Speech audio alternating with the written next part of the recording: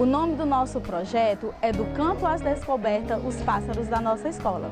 Esse projeto ele foi desenvolvido com as turmas do Infantil 5A e B do Centro de Educação Infantil Zaine Belém, no período de 12 de setembro a 7 de outubro de 2022. O interesse do projeto surgiu das crianças de 5 anos que fazem parte da nossa instituição.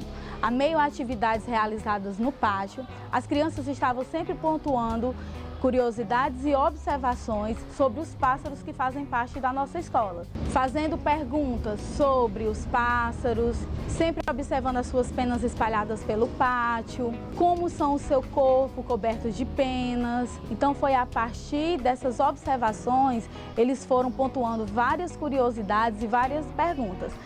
Daí, fomos realizando essas observações e compreendendo que as crianças queriam fazer conhecimentos sobre essas aves que fazem parte da nossa instituição. A nossa instituição está um pouco mais afastada do centro da nossa cidade, os pássaros se fazem mais presentes aqui, fazendo com que as crianças tenham mais contato com a natureza e com esses tipos de animais. A partir da curiosidade e do interesse das crianças, nós fomos sempre observando as suas falas, as suas curiosidades, as suas observações, indagações.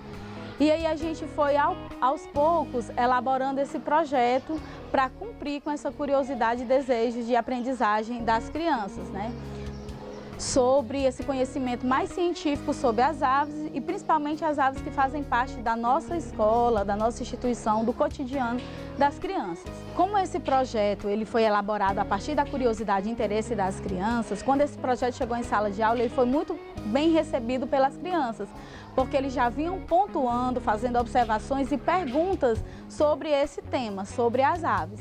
Então, eles receberam muito bem o projeto, conseguiram participar de experiências exitosas sobre os pássaros através de contação de histórias, de musicalização, de atividades artísticas, atividades de leitura escrita, de dobraduras, de desenhos, de pinturas, de atividades que nos proporcionassem alimentar os pássaros, observá-los, observar os seus cantos, fazer entrevistas com funcionários antigos da instituição para conhecer que tipos de aves fazem parte da nossa instituição, desde que momento essas aves estão aqui. Então foram vivências e experiências exitosas, significativas, de forma dinâmica e curiosa que permitiram às crianças a fazerem as suas descobertas sobre as aves que fazem parte da nossa instituição. A partir desse projeto foi possível ainda observar a importância de se elaborar vivências a partir do cotidiano, interesse e curiosidade das crianças, contribuindo dessa forma para a construção de um aluno protagonista das suas aprendizagens.